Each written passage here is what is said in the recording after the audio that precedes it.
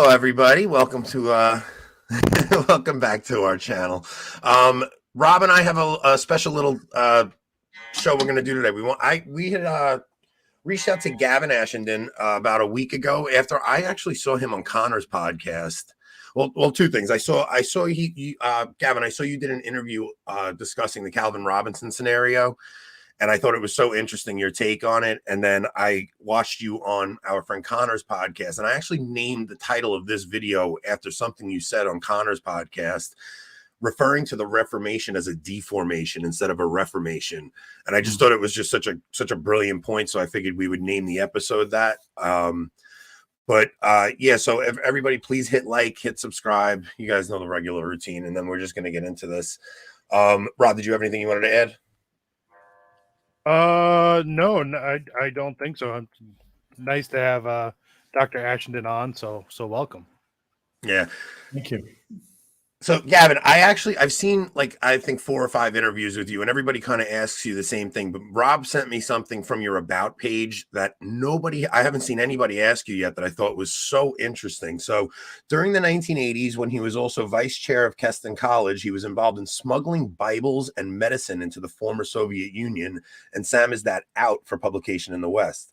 The experience of being occasionally arrested and interrogated by the KGB and other security services while visiting played an important part in the development of his views on totalitarianism and awareness of the threat that Marxism posed on the faith. So during the 80s, you actually were traveling and smuggling Bibles into Russia? Yes, Russia and what was then Czechoslovakia. Bibles, medicine, half a dozen pairs of jeans, because you could sell a pair of jeans on the black market for a month's salary. And Christians were being cancelled. They had no access to doctors, and they were in difficult financial position. So by taking them the drugs they needed and a pair of jeans, you could do, as well as a Bible, you could do them a lot of good. And that was what part of the organization I was involved with did. I did a few runs. I got caught on 2 of them. The worst one, quite funny, really. You must stop me if I go on too long. But no, please. In the first one, I was undressed to my underwear, and I pretended to be an eccentric Anglican clergyman coming over, having swallowed all the rhetoric about Russia being a completely free place, looking to exchange hospitality. That's why I was bringing Bibles. I was a religious nutter and wanted to give Bibles whenever I could find, and complimented the KGB majors who were interrogating me on the freedom and the wonderfulness of their society, which all the people on the left believed. And yeah, I pretended to believe it. And they just basically said, "Cut the crap. We know what you're doing. You will have come in with, we haven't found any paper on you. We've cut your overcoat open. We've been through your pockets. You're standing there in your underpants. So you must have your connections in your head. So you're going down. So I for a while I bluffed and I pretended. Then the guy put my hand on the desk in front of him, and he brought his machine gun down on my fingers like that. And much of the impact was taken by my wedding ring. So he said, "Why aren't your fingers broken?" I said, "Well, my wedding ring broke the force." He said, "What's your wedding ring made of?" I said, "It's gold." So he said, where on this form that you signed in the aeroplane did you say you were importing gold bullion? It says I'm not importing anything. I said, "It doesn't." Okay, he says, "That makes you a bullion smuggler. Do you know what the tariff for bullion smuggling in the Soviet Union is? It's 20 years. So now you're going to, so don't give us any of this nonsense about getting the ambassador and false arrest and we're causing you trouble. You're a criminal. You've smuggled gold bullion into the Soviet Union. You'll be sentenced to the normal tariff of 20 years. But I tell you what, we like you. We'll give you 1 year off your sentence for every name and address of the people you're going to see if you cough up the information." Wow. So holy cow. This is the height of the Cold War. Yeah, this is 1983. Andropov had just moved in. Andropov was very bad news. It was back to very hardline stuff. So they weren't joking. Andropov was one of the former heads of the KGB, correct? Yeah, that's right. Yeah. how like, I mean, when you get taken in and they're saying this to you, you have to be terrified. I mean, you have to be saying, holy cow, my life is over. I suddenly got very alarmed. I mean, the trouble was nobody, it's very hard to put yourself back into that situation in 1980, but nobody knew anything. So, you know, we all had friends who went in, we all had friends, a few friends. There were 2 or 3 agencies, clandestine stuff, but none of us knew anything because if you didn't know anything and you got arrested, you couldn't tell anybody anything. It's a bit like the Second World War. I don't mean to say we were playing at being spies, but I mean, there were some strong similarities. So nobody knew anything. You know, you would hear when someone was caught or arrested or was of trouble. You know, a lot of people got through. So I didn't know what would happen, but a member of my family had put a note in my pocket, and it was just possible that so they pulled out a letter saying, well, you're not only a bullion smuggler, but we think you're part of a Zionist network. And in those days, Moscow was very much against Israel. Mm-hmm. And I said, well, this is completely ludicrous. The trouble was, I knew they weren't joking, and they knew I knew they weren't joking. So the time for bluffing was pretty well over. And I clearly wasn't going to give them any names and addresses. And I was just thinking to myself, am I really going to spend 20 years in the gulag? Because, you know, is there any way out of this at all? Right. Or it's a shock, you know. I'm in my underwear. They've hurt my hand. They're also in the preparation that we were given some kind of training for the nasty and nice cop routine. But I have to tell you, nothing prepares you for the psychological impact of what went on. So one of them was very unpleasant indeed and very threatening. The other was really nice guy. And so after an hour and a half or so, the nasty man went out for a break, and the nice guy came up to me and said, look, I'm really sorry. You know, it's just bad luck you've got him. We're not all like that.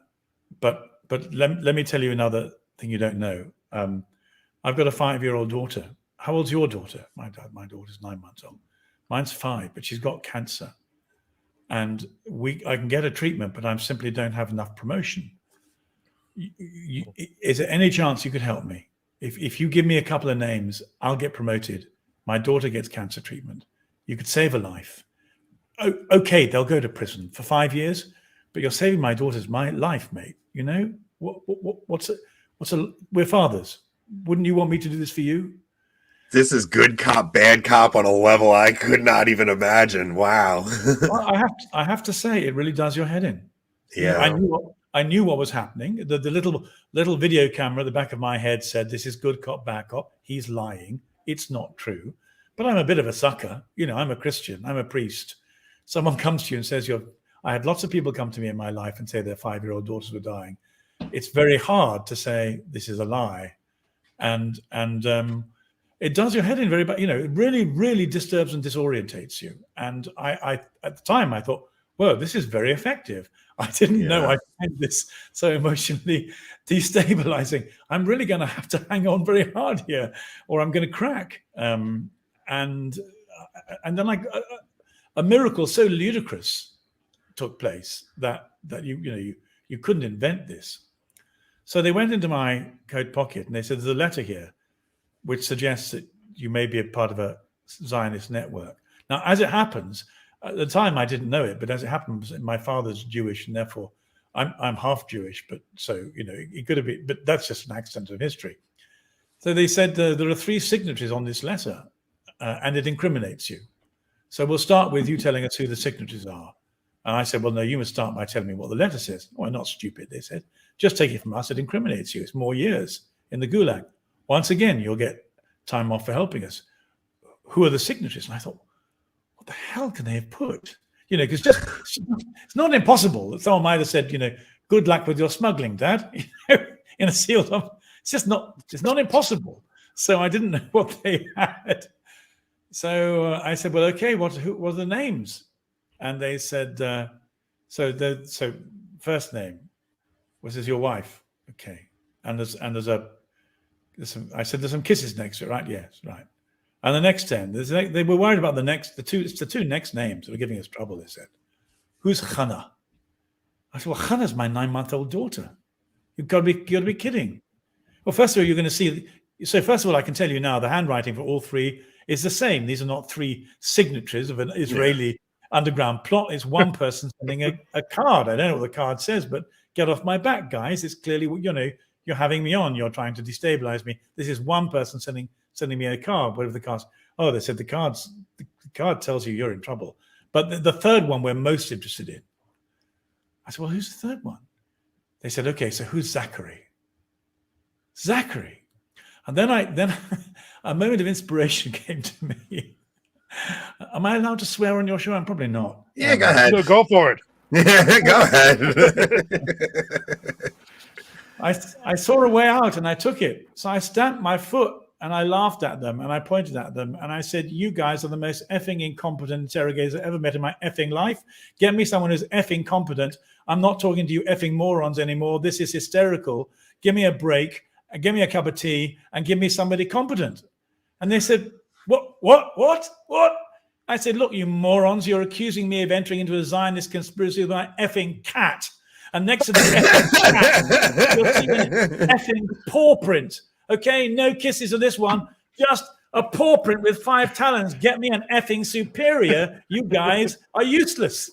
This is great. So I'm kind of glad that you used the F word. It said the F word instead of using. I thought you might drop a shit or something. I wanted to give you a flavor of what. Well, I had to be as aggressive as possible.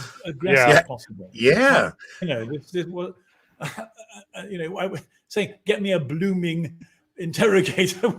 No, yeah. Look, you're in a scenario like that. You have to. I mean, you played their own psychological game back on them. That was brilliant. Now, how old are you at this time? I was 28. I mean, I shouted at them. I literally shout. They made me very cross and very upset and very frightened and very angry. So I had some shouting to do, and I reckon this was my only chance. That if I could persuade them that I really had seen through them, I really was strong, angry, resilient. I wasn't going to break in this game of nerves. This was my move. Well, it worked. I said, I'm not going to talk to either of you. I'm not wasting my time with incompetent people. You're so incompetent. Here's a good luck card from my family signed by an effing cat. And you think you can pin a charge of Israeli espionage on me? Get me somebody who can do this job. Wow. So how do you actually end up getting out of this scenario? I mean, I'm thinking you're in jail for 20 years now. It's like, well, so from their point of view, what they wanted was names. They didn't care about 6 Bibles, 12 jeans, and a bag of medicine. This is chicken feed. What they wanted from me was a network of people who are bringing people like me in. And if they couldn't get those names out of me, I wasn't any use to them anymore. So the next thing, someone made a decision, which we knew would happen if we got caught. I didn't expect the bullion smuggling charge. But the fact is, when you get on the airplane, they give you a small piece of paper, really poor quality, I remember it. And it's got 3 boxes. Are you bringing foreign currency, any gold or any silver? Please sign. No, I'm not. Well, you don't, but nobody says a wedding ring. Obviously they'd done this before. I haven't done it before. Anyway, they went away for a long time and then they came back and they said, you can go. So I thought, okay, well, that means they're going to follow me. So, in order to get the people they wanted, the next route, if I wasn't going to tell them, was to follow me. But and this may sound a bit ludicrous given the state of things with China. Their economy wasn't in very good shape and their infrastructure wasn't particularly good. And so we were told, when they follow you, this is what you do. Before you go and see anybody, you spend all morning in the underground like a stupid tourist. And a train comes in and you turn your back on it and you scratch your head, and just as the doors are closing behind you, you step back into it, just as they close. And you spend 3 hours doing that. They'd need to have 50 people on you. By the time you've done that going in and going out, they haven't got enough. So they'll put 4 or 5 people on you, but you can lose them in an hour doing that. And you look like a stupid tourist. And there were no video cameras in the underground. It was all done visually. So if you were assiduous about getting lost on the underground, you could make sure you weren't being followed. There weren't enough people. You weren't important enough. So my friend, I was with a doctor I did the thing with, and he and we simply spent 4 hours every morning walking, being the last person on and the last person off trains in the Moscow underground until we were absolutely certain that we could not possibly be being tailed, and then we'd go and find our contacts. Gavin, I can't believe nobody has ever asked you about this story before. If anybody that just tuned in, you guys have to go back and start this story from the beginning, because I see we have more people in here from when we started, and it's what an unbelievable story. So now this is during the height of the Cold War. You're 28 years old, sneaking Bibles in. Now, does your wife know that you were taken in by them at this time? Well, she only knew when I came back. I didn't tell everyone what went on because I wanted to go back in. There's another more beautiful escape story which I'd like. So first of all, I'd like to say what people need to know is that when we went into a flat, the first thing they did was they put cushions over the telephones, they invited us into the kitchen, and then they ran the tap. And we spoke in whispers in the corner of the kitchen with all the taps running and telephones under cushions, because every single flat was bugged. So in a sense, it's what we're moving. The reason I say that's what we're moving to today. We're moving today to a point where with the electronic stuff in your home, anybody can listen in to what you're saying, whether it's through Alexa or Siri. We're all mic'd up, but they were mic'd up then too, and they also knew it. And so if you're in trouble when the state said, the electrician's discovered something wrong with your main light fitting, he's coming in to fix it. Well, that means the state's putting a microphone in your living room. So, that's why no one knew where all the microphones were. But if you wanted to have a private conversation, you had to go to those limits or you ran the risk of the state overhearing you. So that was how the state worked. My favorite escape story, which you'll enjoy, I was coming out of Prague, and I had no idea how prescient this was, but I'd been asked to take in, this time not Bibles, but suitcases full of theology books. What they did was, just like BLM, they distorted the history. They rewrote all the history books. That was one thing a totalitarian state does. And so and the other thing the Czechs did was they refused to allow the Catholic Church permission to ordain any priests.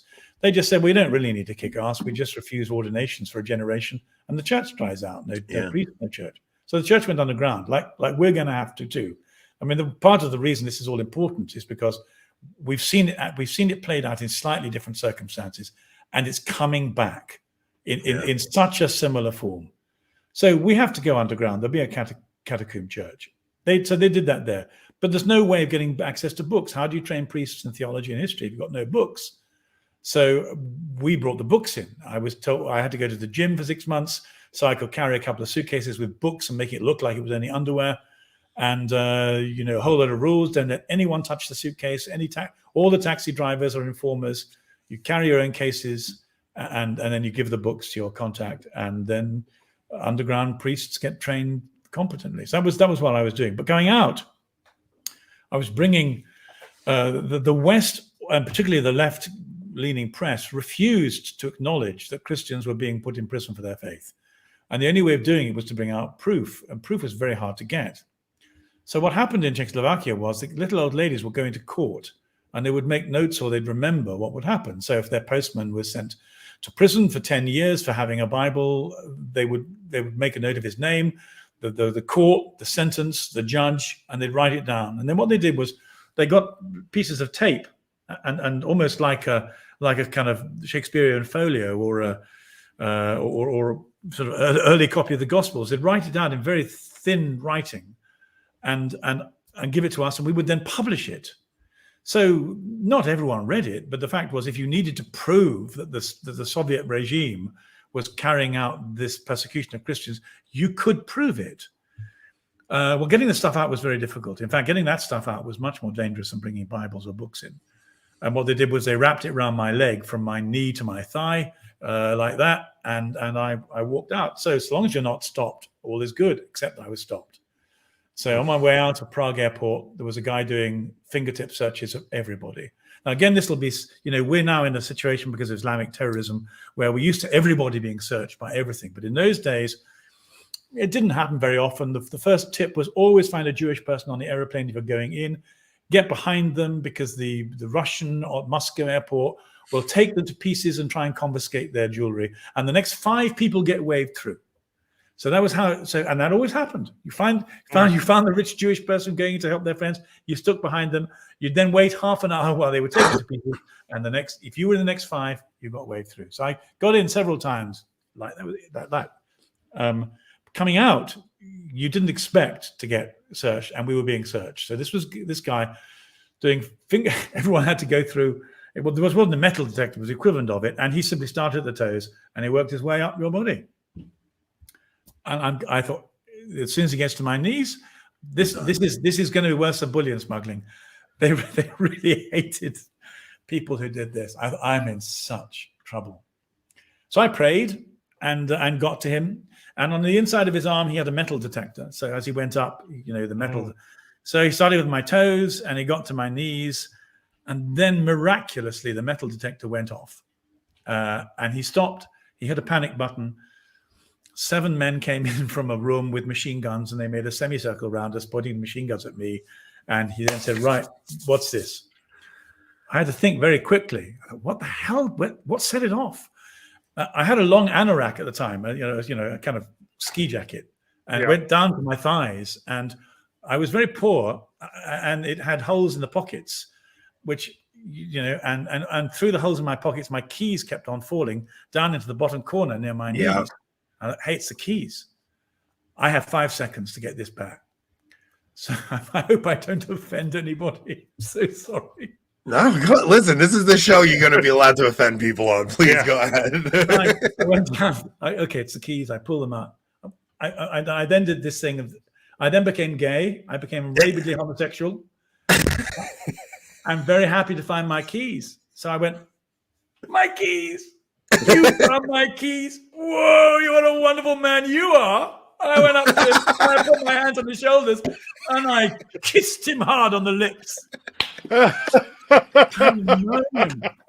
He hit me. Get off, you faggot. Yeah. That is brilliant. No, that is brilliant. But what made it work was the 7 men with the machine guns, they just fell about. Laughing. They had hysterics.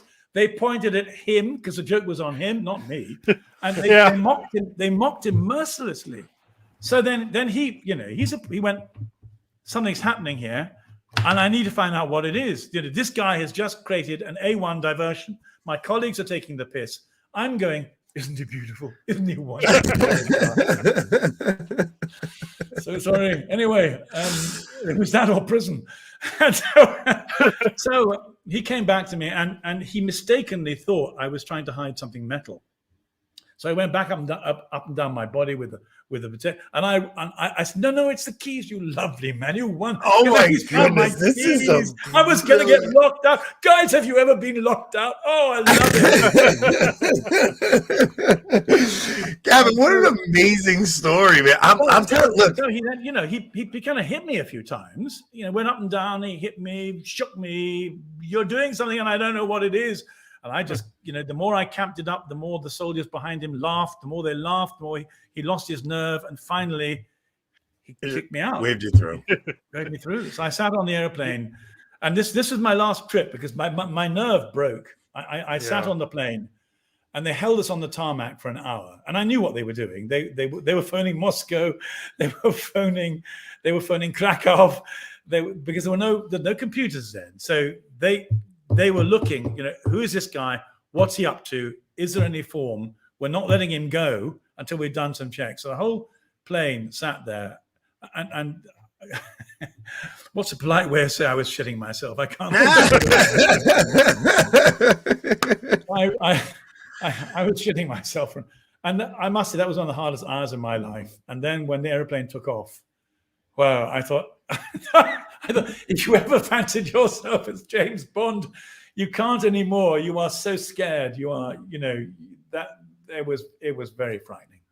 The two stories you just told us are legit action movies, though. Like these could be made into action movies. And the thing is, Rob sent me that little blurb from your About page yesterday, and I didn't even read it before.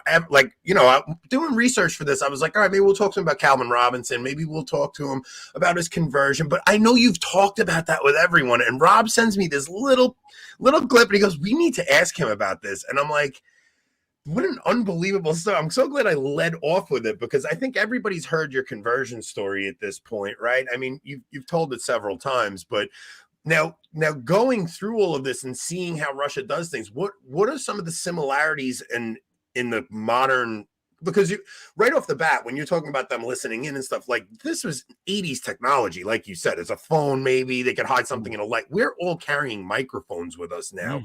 Yeah.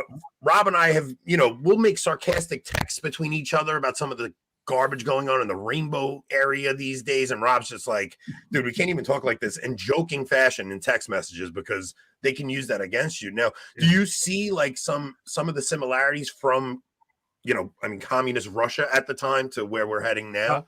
I'll tell you one thing. Dr. Ashenden's little trick wouldn't work well with the alphabet Marxist today. No. I'd have to ask the Holy Spirit to give me something more ingenious. You're right. Well, so I mean, there are so many things that could be said here. Let me see if we can. I can say them in the most direct and condensed way. So first of all, like Jordan Peterson, it just so happened that I started off at law school. I thought I was going to be a lawyer. I had an evangelical conversion, but I grew up reading Solzhenitsyn, and also as I read jurisprudence, I'd read a few jurisprudentialists who philosophically warned about Marxism as a totalitarian aberration of the democratic process. So I was primed to be anti-totalitarian and anti-Marxist, and one of the reasons I wanted to go in was I just wanted to find out for myself, was this all true? And if, having become a Christian, if Christians really were suffering, it made Western Christianity look very insipid by comparison. And I felt I ought to do what I could to help my brothers and sisters. That's where it started. Where that matters to us now, there's a kind of junction point, and the junction point was about 2005, and it's really very interesting, and it's one of the things that's driven me in everything I've written and said. And it's a kind of almost like it's either a mystical or it's a psychic or it's a psychological experience, but it's very hard to explain. So in 1989, the wall came down. I forget what year Fukuyama wrote his book, The End of History, but you know, shortly afterwards. So mid-90s, that's the end of communism. That's the end of totalitarianism. It's all materialistic consumerism and capitalism, and it's different. You know, great. Let's get on and thrive. And you know, any Christian already knew that in terms of the fallenness of human nature, that was not going to be the case. Even ignoring China and North Korea, it was complete nonsense. But nonetheless, I was teaching at a very liberal and radical university. And I had got it. I was a supporter of the LGBTQ plus rainbow program for reasons we could talk about if you wanted to. I had to get converted out of it. But wait, yeah, I finish this story, but then definitely that's something I definitely would love to hear, like how your mindset went from there, and then what made you change it. But yeah, you can finish this one after. So the critical thing was about 2003. I tasted Moscow in my mouth. I know it sounds really, there's no other way of describing it. It was like a rusty, dirty, corrupt taste in the back of my mouth, like you'd eaten something with metal in it that had gone off. And something happened, and I went, I can taste or smell totalitarianism. But how, and I don't know how it was that in my mind, I associated what I'd mythologically, because I hadn't tasted anything, of course. There wasn't anything to taste. This is a kind of non-rational, non-biological experience. It's a moment of apprehension. I think I've always given it the word mystical. I can't think of a better word to give, really. Preternatural, spiritual, whatever you like. Anyway, something. And Moscow's back. I can taste it. And it was so impactful. I thought, how can this possibly be? What is this intuition I've had? Am I mad? So I began looking around, and then I'm sorry, this will sound very lame, but I then discovered the Frankfurt School. Well, I was quite well educated. I had 4 different degrees. I had an undergraduate degree in law, an undergraduate degree in theology, a postgraduate degree in psychology. I had a PhD, but I'd never heard of the Frankfurt School. And so I began to read up about it, and I thought, whoa, this is the B team. Why don't you give a little backstory for anybody who doesn't know what the Frankfurt School is? So Marx was many things, but he was a very bad economist. Mm-hmm. And the economics that Marxism is based on are really very badly flawed. And so, the left bifurcates just as badly as Christians do over all kinds of little pieces of doctrine. You have Marxist-Leninism, Trotskyism, the whole series of very... Exactly. And so, but Marx, there's no doubt at all that Marxist economics weren't very good. So in the 1930s, there were a group of intellectuals who were committed to a revolution from the left, who said to themselves, let's say this all fails because his economic theory is bad. We need to have a plan B. What would plan B look like? Well, plan B would not be the narrative of the proletariat rising up against the factory owners in order to free people and share political rights and all property. Plan B would be, let's undermine the whole cultural basis that capitalism and Christianity are based on, and let's do it that way. And some of them were based in Frankfurt, and so a very intellectually complex rerouting of the totalitarian utopian ambition took place as a form of culture war. And then, for reasons I don't understand and have no one's explained to me yet, it succeeded. It lodged in the academy, and universities became a place for hosting this intellectual virus, I suppose you might call it. That's exactly what it is. And so I was in what could arguably be called. Is this me or is it you? I think it's you. It might be me. I didn't think it'll go away. Sorry.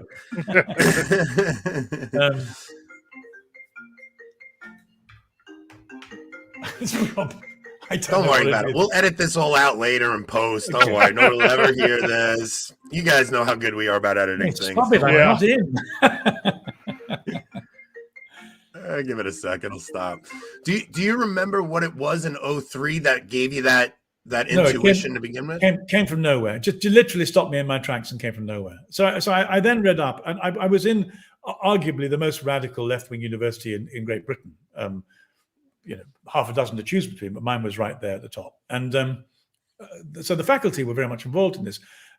But that's just an accident of history. In fact, there's no connection. So I began to read it up, and I thought, this not only is this stuff around, but actually I can see now that many of the things that I'm dealing with as a Christian and engaging with in terms of freedom of speech, a whole load of things like thought crime and guilt by association, for example, these are already there in an incipient form. And oh my goodness, if this thing grows, they're going to get worse. And Christianity is effectively the only opposition, because there is no, the Muslims always laughed at us and said, you're toast as liberal capitalists because none of you will die for your liberal capitalism, but we will. So, when it comes to the clash of Islam and against secular capitalism, you guys haven't got a chance. We will out-frighten you, and they do and will. But the same thing was true ideologically with the Marxists. So I realized that the whole philosophical foundation that A, they were attacking, and B, they stood against it, was Christianity. And I already knew we were losing. So the only question was how quickly were they going to grow, and how quickly would we lose? And at that point, so this would be about 2000, somewhere between 2003 and 2006. So for the next few years, I read and I looked and I watched, and by 2012, I knew I needed to resign my position as a tenured member of faculty, because otherwise I would get sacked. I changed my mind on two things that would get me sacked. One was the gay issue, and the other was Islam.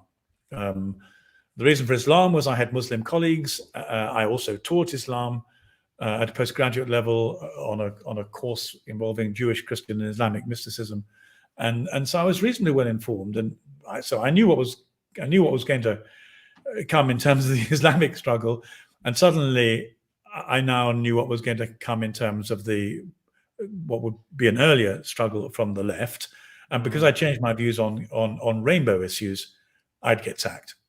So so this is all the way back in 2012. Yeah, but this was percolating through between 2008 and 2012 when I resigned from the university. But I didn't want to be sacked. I'd worked for 25 years as a professor and as a priest and a chaplain. I'd done some good work. I'd saved a number of people's lives who would have killed themselves. People have become Christians in literally miraculous ways.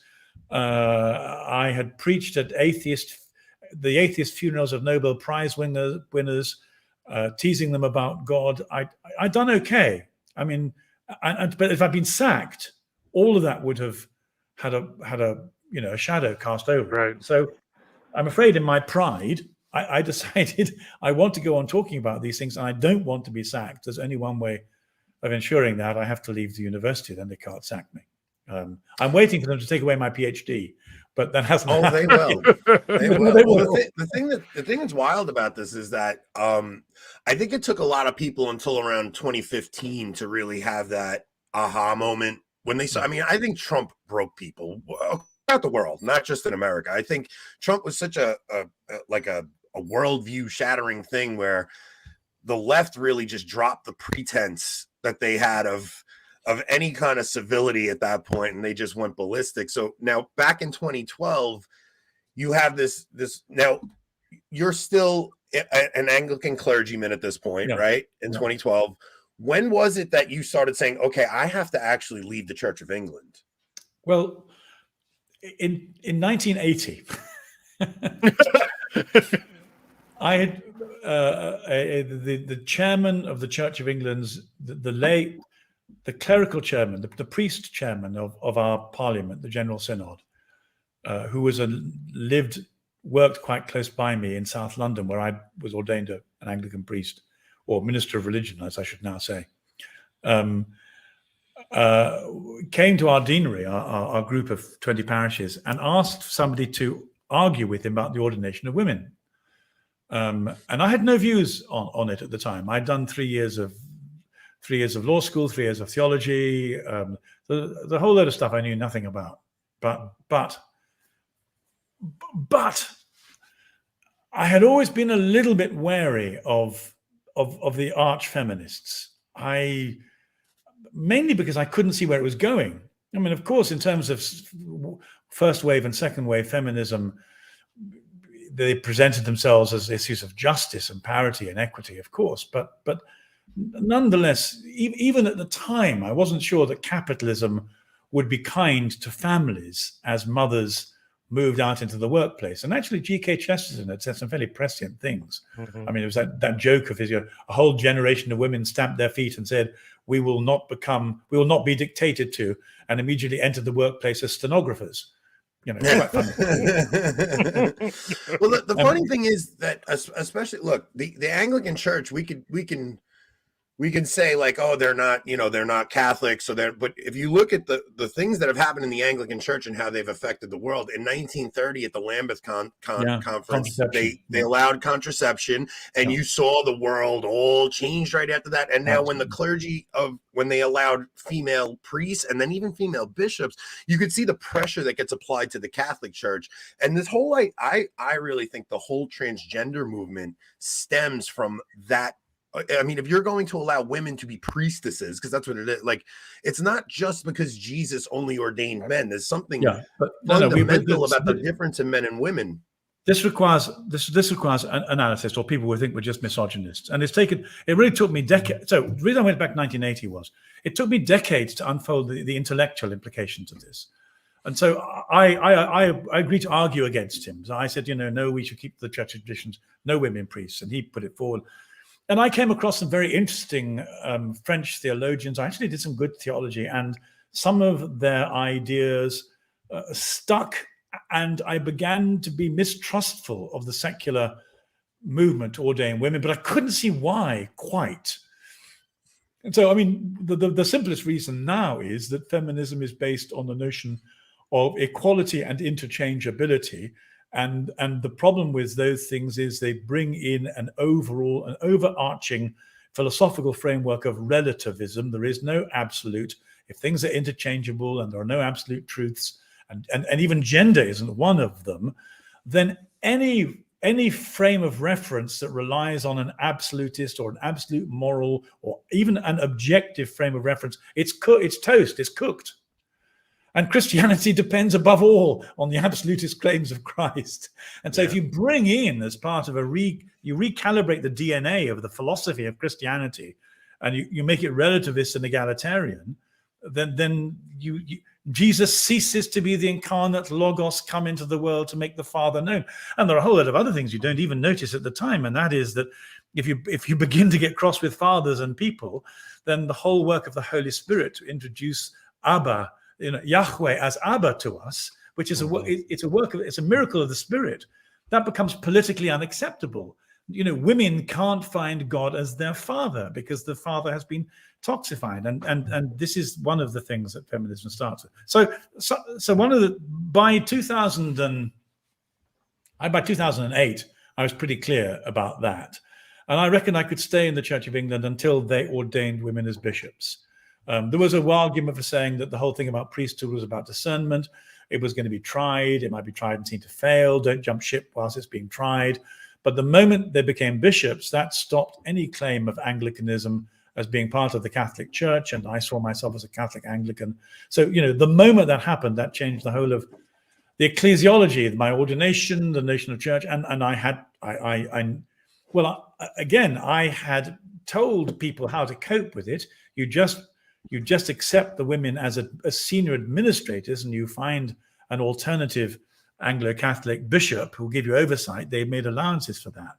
And I'd been telling people, this is how we manage this. It's okay. Just compartmentalize your head into administrative and sacramental, and, don't let them talk to each other, and you can cope. But the day they consecrated women as bishops, I went in to say the morning office in front of the altar of the parish which I had, and the game was up. I just said to God, I thought I could do this, but I can't. I'm out. There's kind of a parallel to that, even in a lot of us are just trying to find a traditional Catholic community, so we're all looking for, maybe we can find a traditional Latin Mass community, and we try to, I do have a wonderful community of young men that we have but there's still it's kind of a similar situation where we're trying to, bar ourselves off from the chaos that's going on within the wider church. But I'm still hopeful that Rome is going to stand firm in its teachings. We have to hope that. But I mean, if there's anything I can bring to the conversation, it is that that this heresy will destroy the church. It is unbelievably dangerous. It will not only destroy the church, it'll destroy our society and our community. It will destroy families. It destroys children and parents, but it will destroy the church. Yeah. And this is a fight to the death for the integrity of the church and for our families. And this is not some ideological preference of liberalness or wokeness. This is just as serious as the Arian controversy. It's just as serious as anything you can think of. And the Catholic Church has to survive it. Now, at the moment, I cheer myself up in the mornings and say, well, you came into this because you believed the promise of Jesus to Peter that the gates of hell will not prevail against whatever pope is elected, whatever cardinals are elected. And I'm going to cling on to that till I should just hold on to that. And I'll I've got anywhere between 1 and 20 more years on this earth before I go to judgment. And I pray every day, Lord, allow me to have the confidence to cling on to this hope, because it's going to get worse, and because the fight is deathly serious. And we're dealing with liars and tricksters and self-deceivers. We're dealing with people who are spiritually deceived, who've deceived themselves, and who want to deceive us. It's a very, very dangerous and dirty fight. To the point that you said that this is a fight to the death, and then you also mentioned that Islam has men that are willing to be martyred for what they believe, and we don't. You got to really see that. I've said it before, like the way Christianity spread was through the Roman road system. It was this new technology, and they went to the leaders and got the leaders to convert, and that's how they actually wind up setting up Christendom, because they go to the leaders. And you see today with this new ideology, they go through the new technology of the internet. They're going to the leaders of the world. You see in the White House that they're sitting there, and after a school full of children gets killed by a trans person, they then come out and say that trans people are under attack.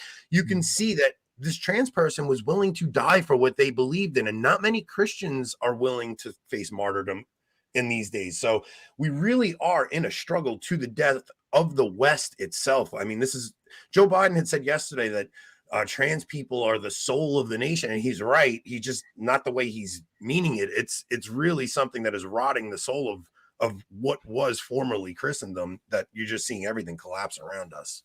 Yeah, that's right. Absolutely. Yeah. So now, what was the final straw for you that said, okay, I'm leaving? And have you had any regrets since becoming Catholic? I mean, I asked this to Taylor Marshall the other day, because he's a convert too. And, you know, it's a deep question to come from somewhere else, to come into the Catholic Church seeking stability, and to come in here and see there's not much stability. No, I didn't come in seeking stability. Of course, I didn't come in seeking stability. One of the things that makes me so cross is when people say, ha ha ha, you've jumped from the frying pan to the fire. And I say, that is such a small-minded and ignorant thing to say. How stupid do you think I was? I've been following and praying and working through this. I've come to the Catholic Church to fight, not to be comfortable. I've come because this is the church that Jesus founded, and it's under threat. And I thought I could save the bit of the church that had flaked off in the Deformation. I thought but when I discovered there's nothing I could do to save it, I've moved into headquarters. I've got to fight here. This is where the fight's taking place. So do I regret anything? Absolutely not. I'm thrilled. I'm thrilled because I get the real Jesus and the real host at the real Mass. And for 40 years, I wondered if I was getting him, and now I am. That's a thrill. I'm thrilled because I love Our Lady so much. And I've discovered, as I've been attacked by demons, how immensely powerful she and the Rosary is. And to be in a community of people to whom one can say, let's say a Hail Mary, and they all say, yes, let's do that, instead of in Anglican circles where it was a declaration of some kind of cultural war. That I really like that a lot. And I'm glad to be here because this fight has to be won. Are there things that I don't like about having become a Catholic? Yes. There are more gay and unbelieving clergy than I ever believed possible. I'm really sad about that. The weaknesses of the Catholic Church that Protestantism have like hived off, as in, good Bible study, good pastoral relationships, a sense of the church as a body of Christ, a whole load of congregational strengths, which Catholicism has never had to bother to develop because it was what the other team did. They're not there, and they need to be there. Yeah. We need a kind of counter Reformation, not so that we don't just counter the Reformation ideologically, but we don't allow the Protestants to own things the church has to have, like good preaching and good fellowship and good Bible study and a good sense of the body of Christ. Those are not Protestant things, they're Christian things. And the Catholic Church has allowed itself to be complacent. And because it has the Mass, and because it has the magisterium, and because it has the successor to Peter, all of which are utterly wonderful things, it sat on its backside and said, well, that's enough. Well, it isn't enough. And it particularly isn't enough now. So I'm not, go on. I was going to say, what do we do as a church to convince people like you who want to fight against this, that we are the place to fight, that we are the place. Well, Calvin Robinson to begin with, right? Right, exactly, like Calvin Robinson. Like he is fighting the good fight. We want him over here. How do we draw someone like him to our side? So it can't be done. I mean, literally can't be done. First of all, one of the things that I mustn't ever forget, because it's easy to forget it, is that part of this is part of spiritual warfare. The devil does not want people to become Catholic. He really doesn't. And this is not me being polemic, using spiritual language to cover up polemic intent at all. I can prove it. When you talk to Protestants about Mary, when you talk to Protestants about the Mass, both of which are if they're true, the most unbelievable spiritual gifts, why would you not want them if they were true? In any argument, you have to have you have to hypothesize. You say, let's say this was true. What would follow from this if this was true? But instead, when you talk to Protestants about Mary or the Mass, a glaze comes over their eyes and they begin to kick you irrationally. You don't get to have that rational conversation. So in the language of discernment, what this means is the demons are around. So in my own mind, the way demons work is a bit like a marionette. We allow demons to put a sort of filament of something around a wrist or a knee or an arm, and they get to twitch it. And the more filaments there are, the more they twitch and the more they have control. Well, by repentance and absolution, you cut these filaments that the demons lay. But if there's no repentance and there's no absolution, you can get people who are really quite twitched by the other side. And you see the twitching when you talk about Our Lady. And so every time I've sat down to have a conversation, I've just seen people being twitched in front of my eyes, thinking, whoa, this is not a theological conversation. This is a battle between demons and angels. I better pray. Let me give you an example. The time I learned this was when one of my students, who was converted wonderfully, she came on her first day at university. She decided she'd go and look for a film on Sunday morning. And she walked into this building thinking it was the university seminar, and by mistake discovered it was the university chapel. But it was too late, because by the time she got onto the top step, somebody was reading the gospel, and she heard the gospel and she was converted on the spot. And so that was great. And well, God converts hearts, right? Like, it's really, we have to remember that it's God who does the heart conversion, because belief really is a matter of the heart, not proof. People can have all the proof in the world in front of them. If their heart's not ready for it, they're not going. Absolutely. And I only discovered she'd been converted when 3 weeks later I asked her to do the intercessions, and she looked at me panic struck. And the next week she came back, and in the congregational prayers, she read out this love letter to Jesus. I was so moving, we all cried. And I said to her, hey, where did you learn that? That's good. I must do more of that in my liturgies.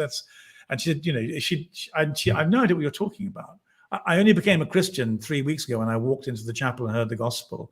And I've been reading the New Testament ever since. And in my family, when we want to talk to someone, we write them letters. So I didn't know what.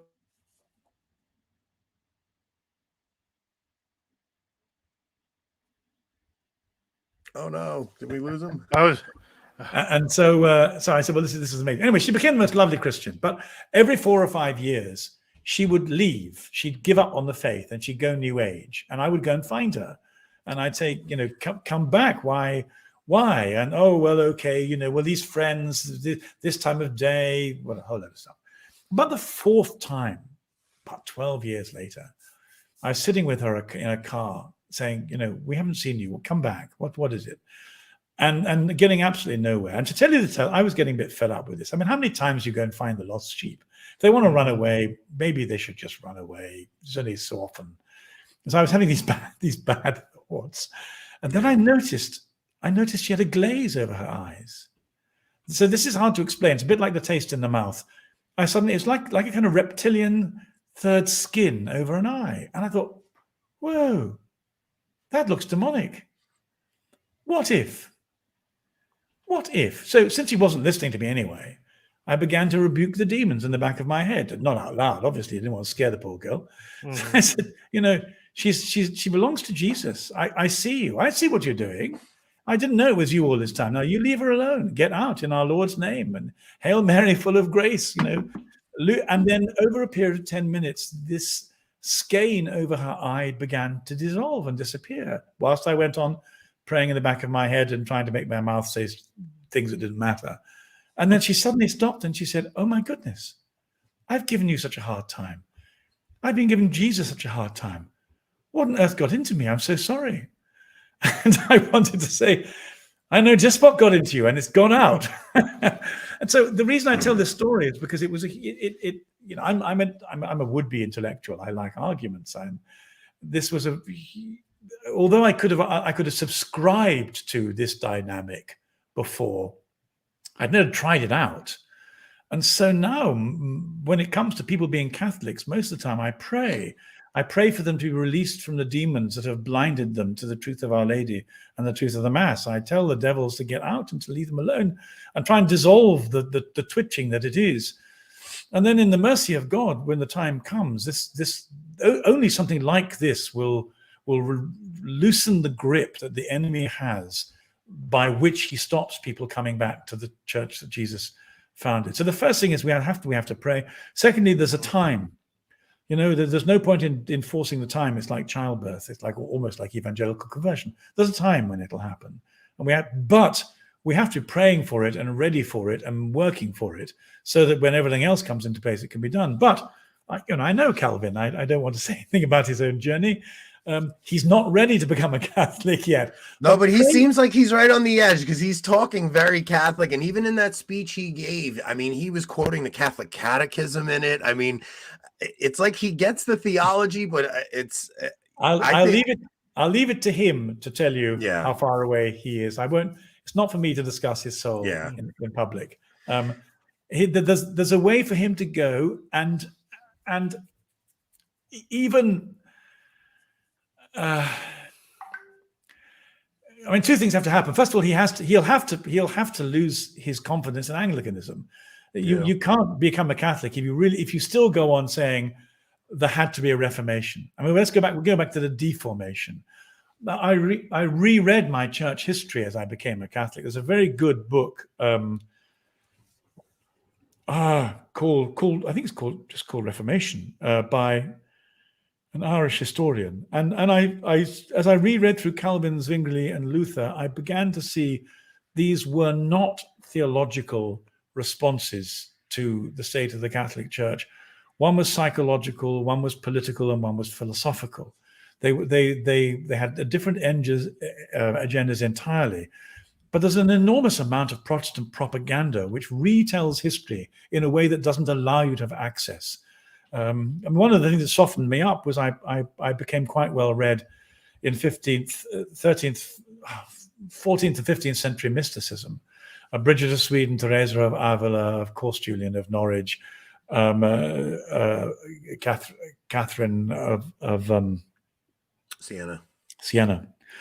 I was going to say Catherine of Aragon. I've been arguing about. No, but I think Catherine of Aragon should be a saint. Like I think she should too. Yeah, there should be a cult. There should be a cult around that woman, and we should absolutely be pushing her cause, because so few people realize what that woman endured. The humiliation she endured by King Henry VIII, and she stayed faithful to the end. That woman loved Jesus and his church to the end of her life, and she should absolutely be canonized. You're quite right, but not to lose the thread of what we were saying, we need to continue to argue the contested history against the anti-Catholic propaganda. We need to say our prayers so that the ways in which the enemy has obscured the possibility of understanding the full Catholic faith, particularly access to Our Lady and the miracle of the Mass, become more accessible to them again. And we have to be more confident. I mean, we can't have any of the ecumenical prevarication that the church has been dealing with, saying to Anglicans, well, you're nearly Catholic, you're nearly okay. I mean, there was a moment where, again, it's all about. I mean, I'm really a Christian Gnostic. It's really. I was one of the critical moments for me. I was walking.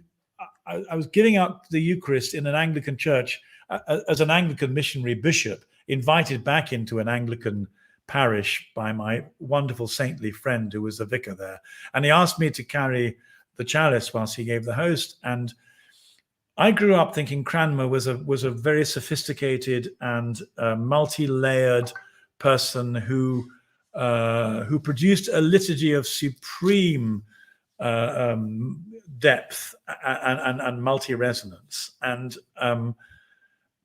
then as we were going down, giving the host and the chalice to people, you may not know this, but Cranmer mixes Catholic and Zwinglian theology. So to the first person, he says, "The body of Christ, preserve thy body and soul unto everlasting life." Well, that's as good as transubstantiation gets. Any Catholic could.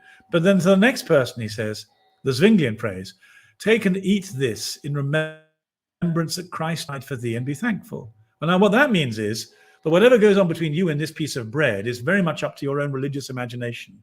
And if you've got sufficient religious imagination and piety, you can make this somehow bring you closer to Jesus through the gratitude for his atoning death. Nothing to do with the host or the bread. And essentially what this means is that the first person you say, this is the transubstantiated body of Christ, and the next person, no, it isn't. Well, this begins to look like domestic abuse, because what the domestic abuser says is, hey, I love you very much, and then take that, bitch. Hey, I love you. Take that, bitch. That's how domestic abuse works. It's kind of similar to some of the actions Francis takes when he says abortionists are hitmen, and then he invites an abortionist in to join one of his pontifical academies. Absolutely, and we're back to the good cop, bad cop routine. It destabilizes. It's untrue, and so suddenly I saw in the way that we were giving out the Eucharist, this Anglican service, we were doing the same kind of psychological tricks as domestic abusers do. I love you, no, I don't. I love you, no, I don't. And I thought, well, wait a moment. What used to me to be multi-layered, multi-resonant, profound, all-embracing theology wasn't anything of the kind. But for 40 years I thought it was beautiful, and then one day I saw it was deceptive and manipulative, and I couldn't ever do it anymore. So, but that's a moment of spiritual enlightenment. The Holy Spirit shows you something. You have revelation. Absolutely. So we have to work at two levels. We have to work at the intellectual and the energetic level. We have to be sufficiently Pelagian to make Pelagian embarrassed, but at the same time we have to be absolutely on our knees, because things only ever happen by prayer and by revelation of the Holy Spirit. It's very difficult to keep that as a balance between us. So I go on arguing. I mean, I'm afraid I annoy Anglicans a lot. I brought one nearly to tears in a public debate the other day, for which I was very, very, very sorry. I know about his tears, but the point is, once you believe in the Mass, and then you know that Anglican orders aren't valid, and they're not just not valid because Apostolicae Curiae says they're not, though it does. They say they're not. If you went to an Anglican, their liturgy says they're not. Their liturgy is full of caveats about what might or might not happen through the prayers of the priest to what might or might not become the bread. I mean, there's an art of, and then if you say to Anglicans, did you know that you're about to have a miracle where this becomes the body of Christ, so much so that it could bleed in your hands? They go, ew, we don't want that. No, they don't want that, and they don't have that. Let me give you an example. My wife, before she converted, comes from a Lutheran family, and I went to my niece's, so her sister's kid's baptism, and the Lutheran pastor starts off by saying how baptism is necessary for salvation, and then quickly says, well, it's not really necessary, and it's like their theology is so like, it's in scripture where Peter says, baptism now saves you, but at the same time, they don't want to offend anybody who may not have somebody that's baptized, so they back off from that statement immediately. Now, Gavin, did you have a love for Our Lady before you became Catholic, or was this a new journey once you converted? No, I thought Our Lady was the psychological compensation that gay Anglican clergy made when they adored their mothers too much and needed to transpose her into their religious belief. So this is a pretty new understanding of seeing the depth of the beauty of Our Lady for you too, even, right? I'm afraid it's much more. It is, but it's more basic than that. I had 2 demonic attacks about 2008. They were absolutely terrible. But a close friend of mine was the Catholic diocesan exorcist for the Diocese of Leeds in England. His name was Father John Abberton. He's dead now. He's only a couple of years older than me.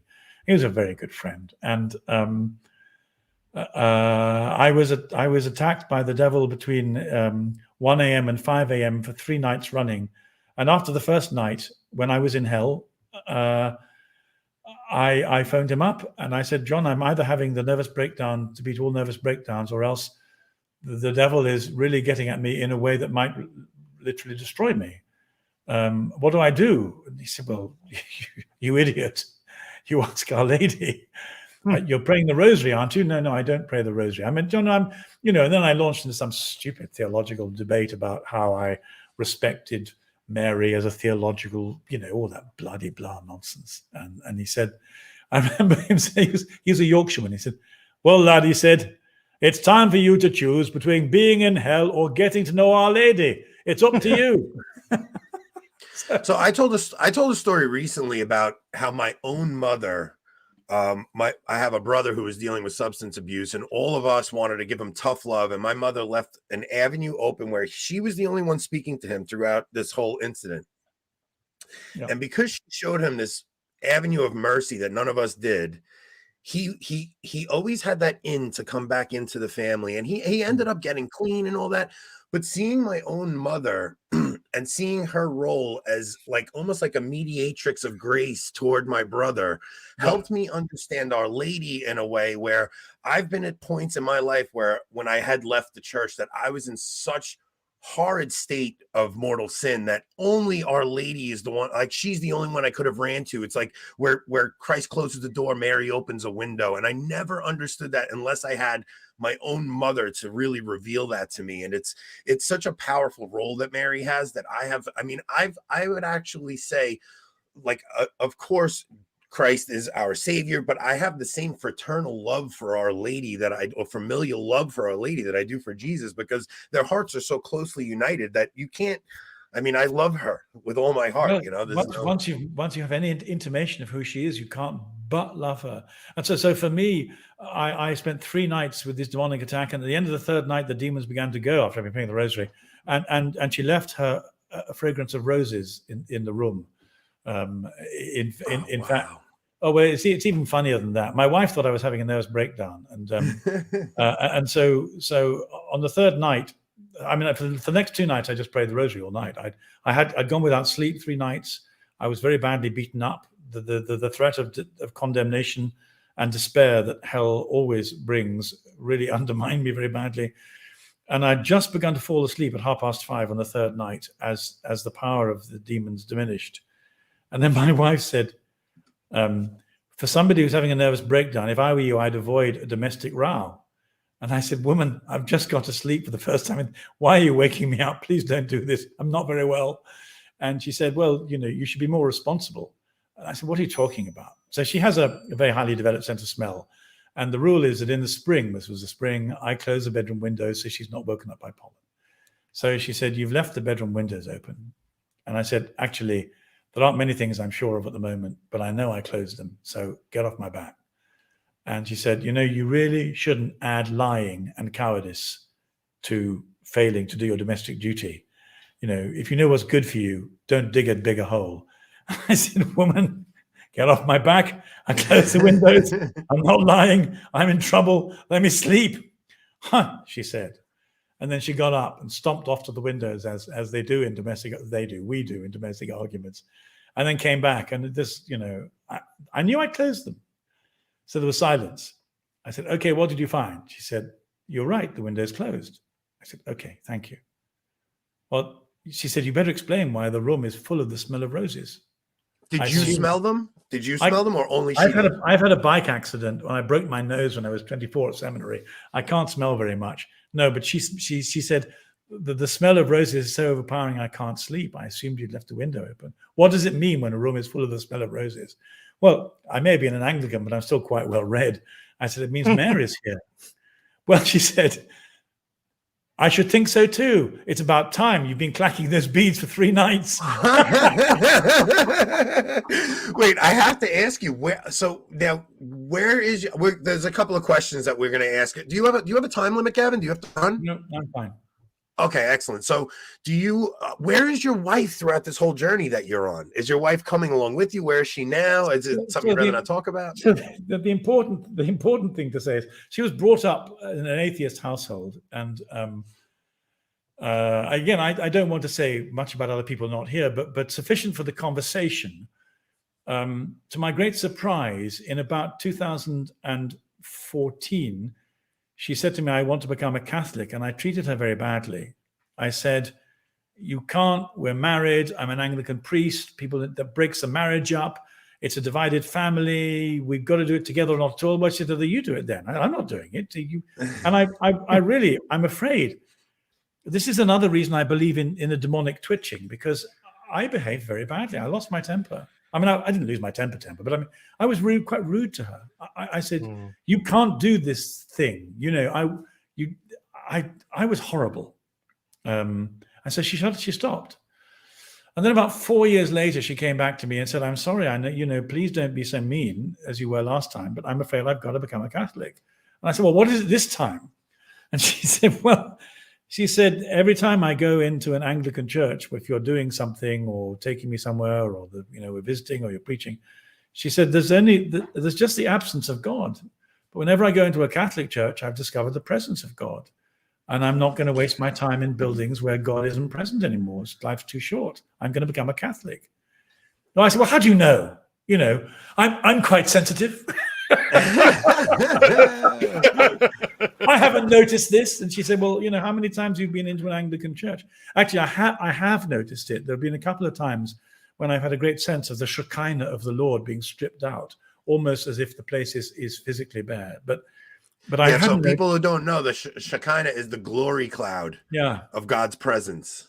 So matter gets imbued with God's presence. So Catholics have always known this, and many people have a sense of it. Places can be bleak and you know, and they can be full of resonance with God's presence. Anyway, I said, okay, well, all right, then if you have to, then what we'll do is I will come to you. I'll come to Mass with you at 9 o'clock in the morning, and you come to the Anglican Eucharist with me at 11, and we'll do this. And so this is the end. One of the things I didn't realize is how few people have been to Catholic Mass before they become Catholics.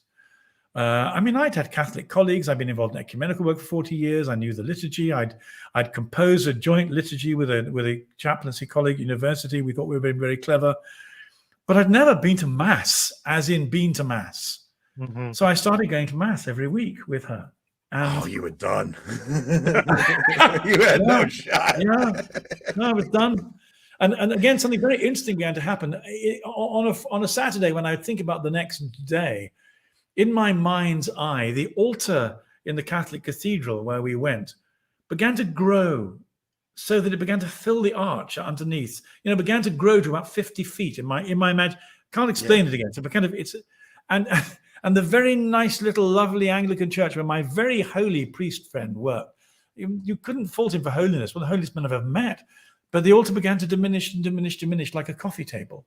And so kind of when I thought, okay, cathedral, church, I just got huge altar, tiny altar, and, you know, they're in prayer, you know, you stop and go, oh, what's that? Where does that come from? Am I doing this?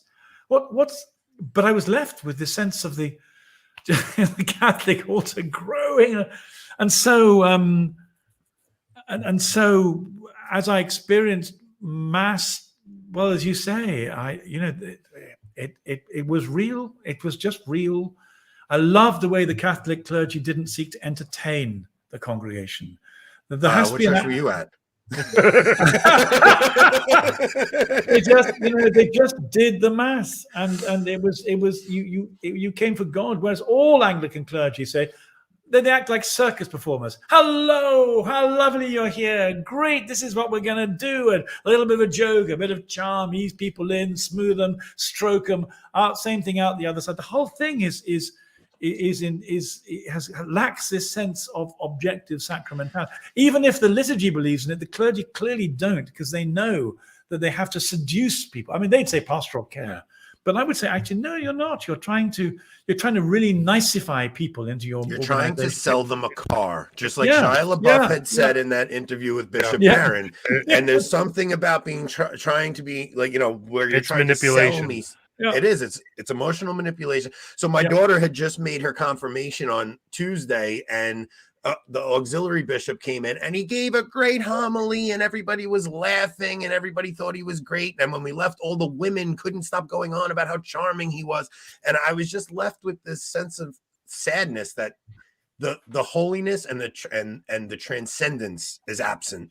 And it's only no gravitas either. Yeah. It's like they made it into in certain liturgies, they made it so that it's kind of it's entertainment. It's entertainment instead of a really deep prayerful experience. And that's kind of why I think a lot of people are left seeking out these ancient liturgies now. And it's a longing in our hearts, I think, that all of us kind of have, that when we find it, it's almost like, oh, I'm home.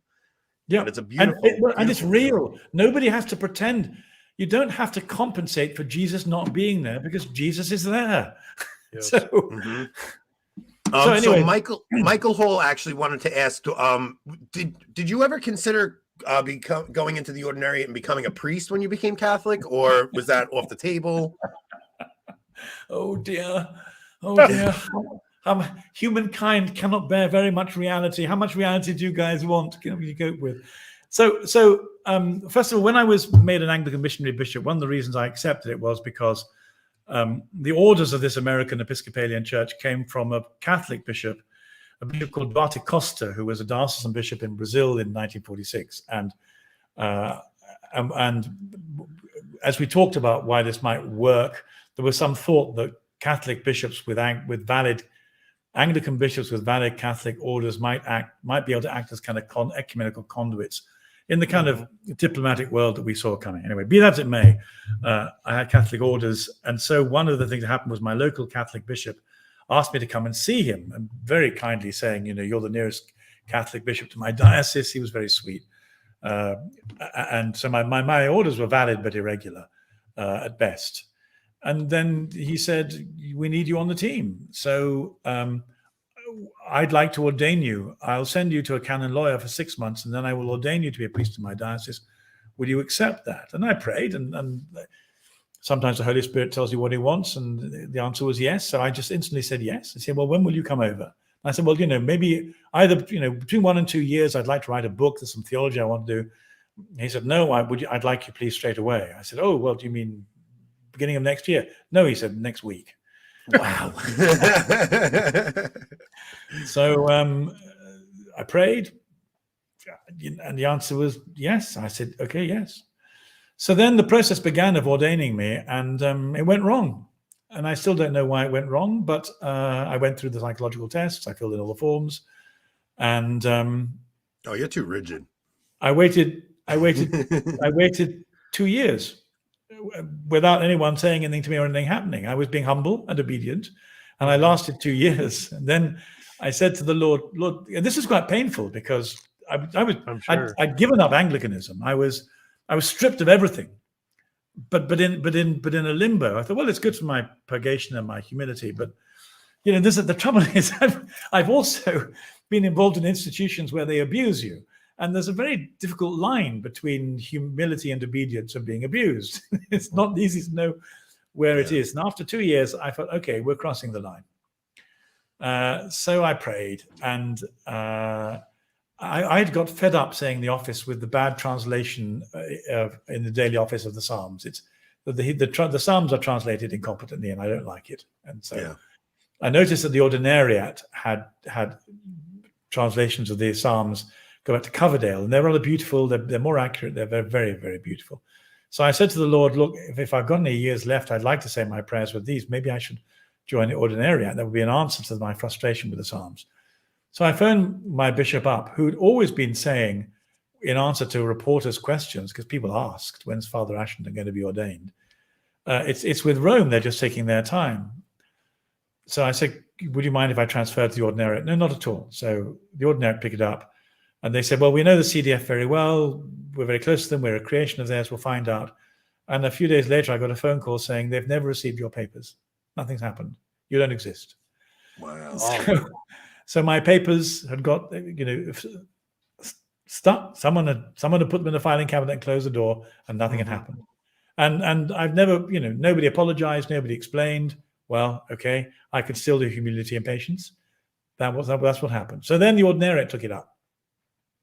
But then the deal changed, because the bishop had said to me, 6 months with a canon lawyer, I'm happy that you're sufficiently formed. I know what you say in public. But you do learn canon law. But the Ordinariate then said, well, unfortunately, Rome is changing the rules, and we may have to send you to seminary for between 1 and 3 years. And I said, actually, let me tell you now, I'm really at full stretch. I have an internet ministry. I'm writing. I'm talking. I have people becoming Catholics every week by email. I don't know, 30 or 40 people are in constant kind of conversation with me about their spiritual journey. I don't have time to go to seminary for 3 years. I mean, there's nothing I'd rather do than read Aquinas for 3 years. I really would love it. But I'm writing. I'm arguing. I'm praying. So I said I can't do that. But I tell you what, I'll give you 1 year. I mean, I'll put everything on ice for a year if that's what it takes. And then the answer, well, it was one of those answers where they said yes, and I thought, you're going to say no. I know you're saying yes to keep me on board, but I don't trust you. Just who knows? I could have been. Let us say I was wrong. Doesn't matter because Yeah. it didn't come up. Then then they discovered that after my papers had never got to Rome, this time the Ordinariate sent them off. And I think after 9 or 12 months, I got an email saying, "We're very sorry. We've got to start at the beginning again. We thought we sent them to Rome, but they've just been sent back from Vietnam." Wow. That sounds about right with our church.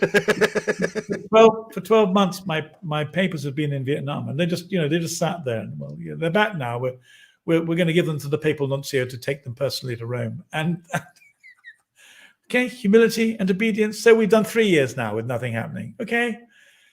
Well, I think you also have to say, look, sometimes when we're in, I mean, just like the whole scenario with your wife, where the first one was a giant argument, and then you see God's hand in hindsight, and we don't see God's hand in the moment. No. I'm good. You're getting ahead of me. You're quite right. So the next, we see God's hand. God, He's so merciful. He's so kind. So the next thing happened was that there's a guy in the Ordinary, I won't say who it is, but he's someone who likes crapping over other people. There are just some people who like that. If they think you're too big for your boots, they shit on you. Yeah. They're shitting on you. They know they're shitting on you. That's part of the whole, but I'm just a bit too old and mean to be shat on much. Right? And so, once again, you say to yourself, Lord, is this another invitation to more humility and patience, or are we into people shitting on me? And so this guy, he wrote to me saying, if after all this, if we put you forward to seminary for between 1 and 3 years, guess which we're going to choose? You do know you're going to have to withdraw from all public media. I think the phrase he used was, it would not be prudent to permit you a public platform of the kind you had now. And so I wrote back to him and said, you do know what you're saying, right? Do you intend this? This is not just stupidity or cutting me down to size. I'm on British television once or twice a month. I'm in the newspapers. I'm on the radio. But God has given me this platform. You can't ask for it. It doesn't come because you ask. It comes because people want you to contribute. So I just said, just to check this, you would want me then to say no to all the invitations to speak out on behalf of the Catholic Church and the gospel once I enter into formal formation? Yes. So I wrote to the Ordinary and I said, I would have thought this is something that needs talking about for a start. First of all, we're talking about a scale. Are we talking, we still haven't got to the 1 or the 3 years, but I mean, conceivably, this is swearing me to silence up to 3 years without any discussion, without any exceptions. So I wrote saying, does this reflect your intentions? Giving the guy a chance to say, no, we've made a mistake. I'm sorry. This is, let's start again. Let's have a conversation. We know how this works. But instead I got back, yeah. So I said, it seemed like an intentional muffling. Yeah, well, it was both. It was both an intentional muffling and it was an attempt to put me in my place. As it seems like they actually didn't like that you were off speaking in these places and they wanted to put you know. So maybe so. So at that point I wrote back and said, for me to be ordained requires trust on both sides, and actually you've just lost mine. So I'm out of here. Yeah. And I mean, that hurt a great deal. I've always considered myself both a priest and a bishop. It's been very painful being in limbo for 3 years. Who am I? What am I doing? What do you want from me, Lord? Am I giving, if you want me to give this up permanently and be a layman, I'll do it. But just tell me, don't leave me in this either or situation. I mean,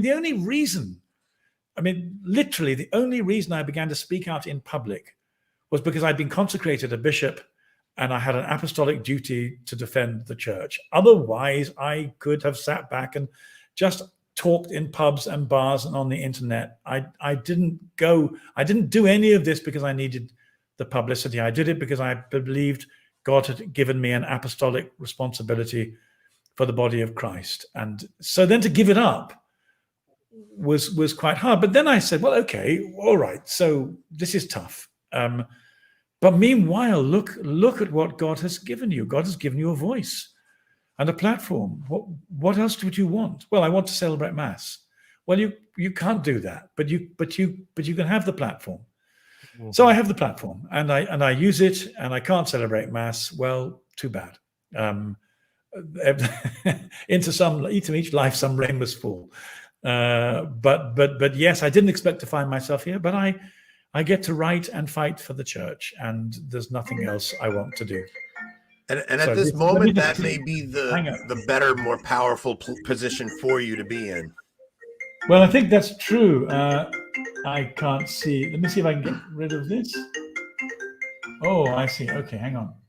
Right, done. Yeah, I think that look, you see so often anytime a priest does come out and say powerful truths, sometimes their bishop says no, out of the spotlight. Whoa. We don't want you there, and a priest has to make the decision. So maybe. So absolutely, there isn't any question at all that, particularly in the present circumstances, from the Vatican downwards. I mean, we all know what the atmosphere in the Vatican is described as being. We know what pressure the bishops are all under. We know what the political situation in their church is. The only way you could be free to speak out in the public space in the way that I do would be as if you were not ordained. It's a pretty well. I didn't know. Okay, if 5 years ago someone had said, "Look, that's the deal. Can you see that's what's going to have to happen?" I go, "Okay, I understand that." So it's taken me a bit of a while to catch up, but like you, I see God's hand in it. And he's called me to do this. Astonishing, really.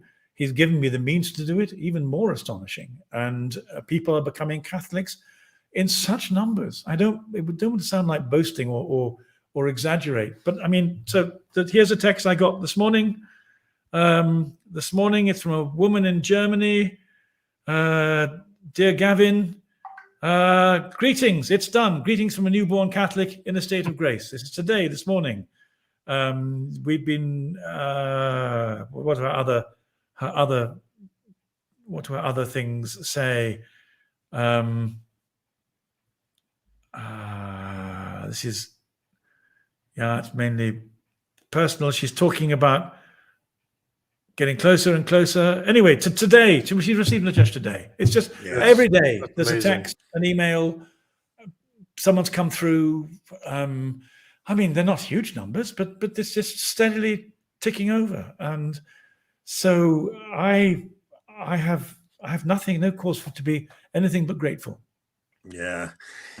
I gotta tell you, I had no idea where this interview was going to go, and this is one of my favorite interviews we've done ever, because it just going off script and forgetting to just talk about what everybody else has spoken to you about, like just hearing all these stories. You have such a wonderful way of bringing these stories together, and just I think that you're way better off in the position of a layman where you're free to speak than under the authority of a bishop who might be a little annoyed because you're causing him some problems, and you see it all the time. I mean, a priest comes out and he speaks the truth about marriage, and all of a sudden his bishop's catching a little bit of flack from the leftists who pretend they care about anything Catholic other than to shut us down. And it's a sad situation. And then you hurt your bishop, and you're being disloyal to your bishop, and you're making his life problematic. I mean, it doesn't stop. It's never simple ethically or morally. And then the question is, am I doing this because my ego requires it, or because the Holy Spirit really wants me to do it? Which of those is, and how would I know, and to whom am I accountable? It gets very complicated. So I'm free from all that. I have people to whom I'm accountable. I've learned to try to be accountable all the way through my life, to avoid the spiritual pomposity that we can get lured into, or to claim that the Holy Spirit is telling you things when either it's your ego or an accident or even a bad spirit. There are all kinds of ways that we have to ensure that the responsibility doesn't become luxury and self-aggrandizement. But given that I try and take precautions to that extent, it simply happens that this week God is allowing me to write and to talk on the internet. And the Calvin Robinson thing, which was not an act of revenge. Calvin asked me to write for him and said, I've been cancelled. Would you write for me? And I said, Calvin, I can't, because I've fallen out with the ordinariate, and they'll think it's revenge. So that won't do you any good. It won't do me any good. I'm sorry, I can't do it. And I turned him down. Then Church Militant wrote the article. And from that point on, it wasn't revenge. I was entitled to comment on something that was in the public space because I thought there was something theological. Well, essentially what I wanted to say was the ordinariate have done what's been done before. They've let a secular choir dictate their priorities and their mission. And it's a huge mistake because wherever Calvin is on the ecclesiastical spectrum, to my mind, he appears at the moment to be something like a second Wesley. And the reason I say that is not to be over dramatic or romantic, but Wesley came up within the Anglican Church. They closed the doors on him. He went somewhere else. He began to reach crowds of thousands and scores of thousands of people and bring Jesus to them. Well, Calvin has reached as many people as Wesley ever had, thanks to the internet. But nonetheless, it's the same pattern. He's got a gift and a charism.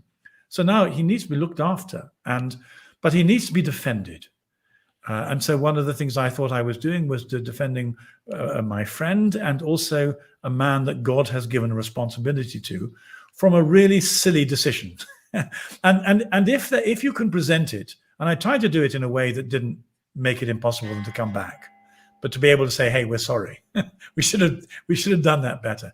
So I did it with understatement and humor, I thought. Somebody said they thought it was just an exercise in sarcasm. It wasn't meant to be. I was meant to allow them way back. Yeah, because it was a Catholic choir that said they won't perform. Yeah, but they're not Catholic.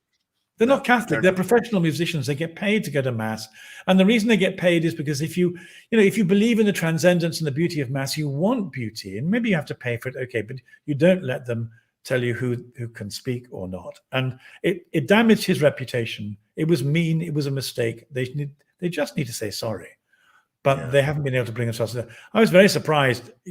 I just wrote an article. I put it on the internet. I think it's 120,000 views now. Well, given some influences, there's not many, but I was written to by a lay member of the Ordinariate who said he was writing to the Ordinary to say how displeased he was. And he said, look, must you realize, I've checked up, the biggest YouTube audience you've ever got as the Ordinariate in England is 3,500 views.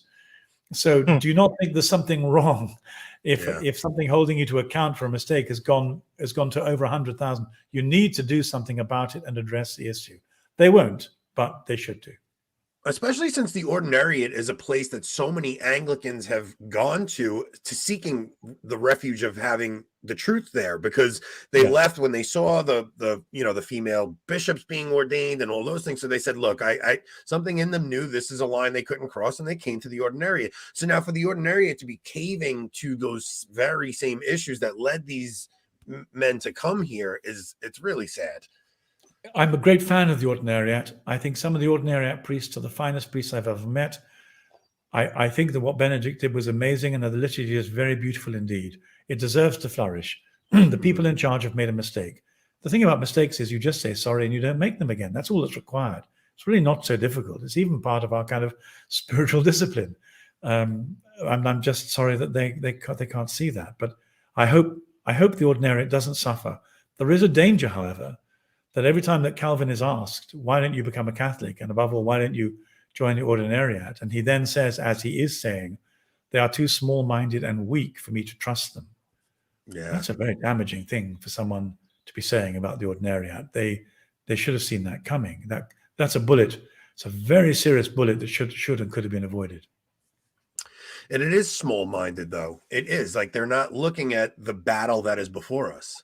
They're not seeing that people don't understand that the West is on the line right now. Like this whole idea of multicultural democracy, these people are crazy. It's not, if you don't have a unified cult, a culture cannot survive. You can't have a culture built with some people who think that it's a moral good to castrate children, and other people, like there's no way to unite people around. There's no unity issues. there. There's no unity. And you even seen like Rob and I were talking yesterday, even in Ireland, when you they have the same patronage, they have the same traditions, but when you disunify the cult, the form of worship, you could see a nation crumble also. So it really needs to be a unified cult in order for a culture to thrive. And we're up against principalities right now. I mean, people don't realize that our survival is on the line as a culture completely. So my small group of friends, we call ourselves Catholic Unscripted. We've only been doing it for a year. with two really splendid colleagues, Mark Lambert and Catherine Bennett. They're both very competent. We're going to Chicago. We've been asked to go to Chicago to talk to the church there, and we had to come up with a sort of more like a mission statement. And we've adopted the logo CR squared, Counter-Reformation 2 or Counter-Reformation squared. And the reason for that is what's required is a new Counter-Reformation. So if you like, the Reformation, the Deformation was the original, but as everyone has already pointed out, the whole atheism movement is a bastard child of Protestantism philosophically and historically. And so the Counter-Reformation was set up because the Catholic Church saw that it had to represent itself in terms of the cultural, intellectual, and theological challenges that were being presented in the 16th and 17th centuries. We need one now. We're facing an even worse threat.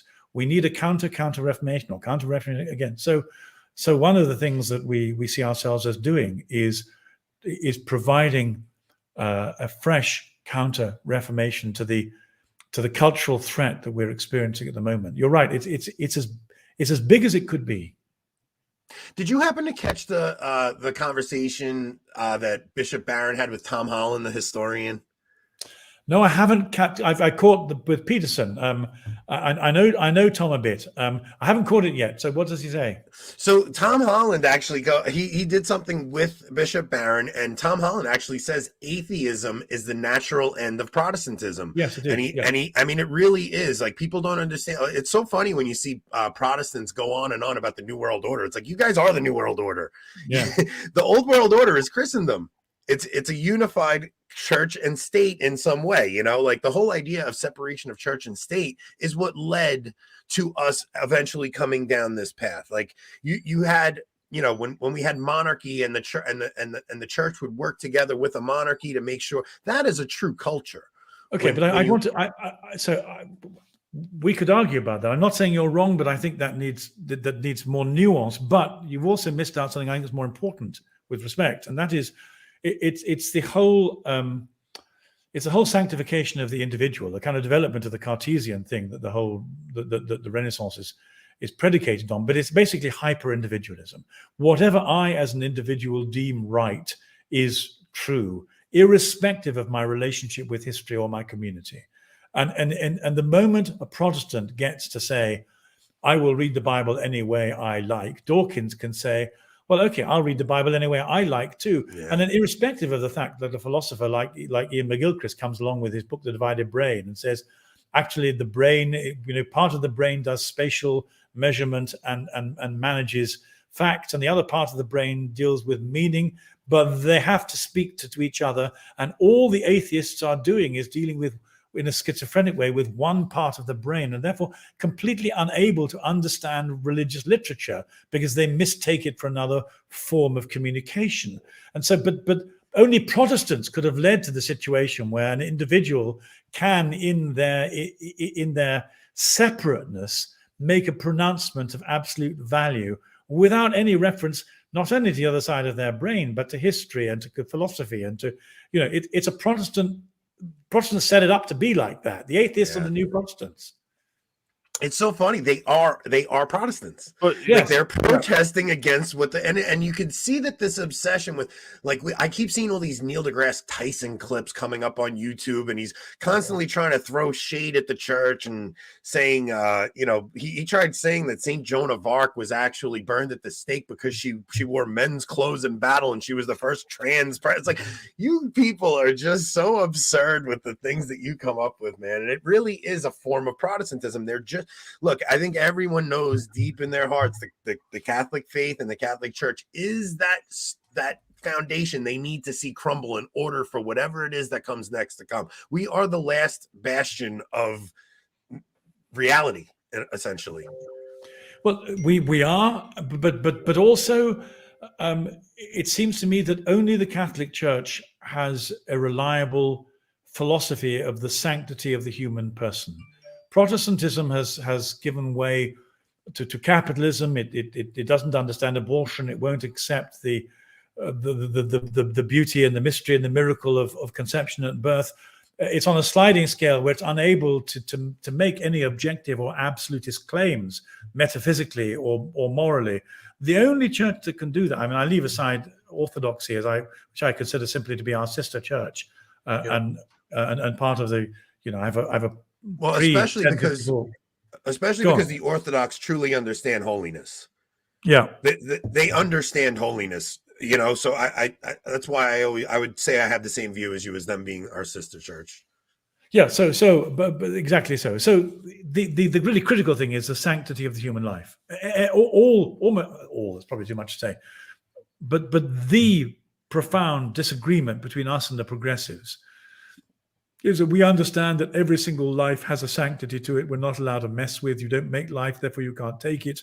The life is starting with the life is in the blood to no contraception, and our 20th century, our 21st century opponents think that human beings are dispensable biological organisms with a value that doesn't far extend either their immediate happiness or their capacity for production.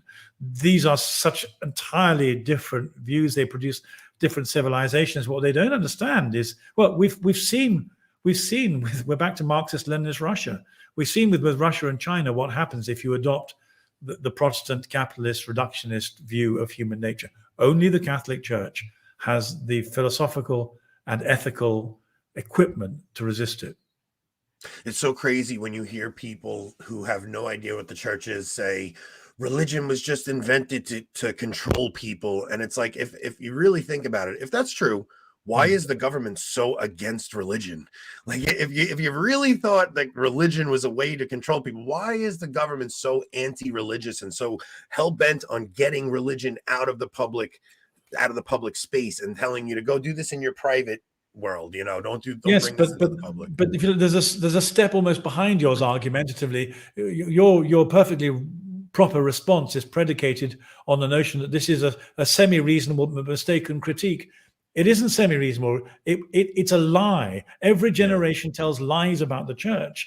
I mean, instead of saying, instead of allowing them some kind of credibility as a hypothesis that needs to be entertained, these were always projective lies. I mean, usually the person making them is accusing you of what they're trying to do themselves. The control freaks telling us that the church was fixated on control are themselves only engaged in the currency of control. That's why they bring it up, because that's their only currency of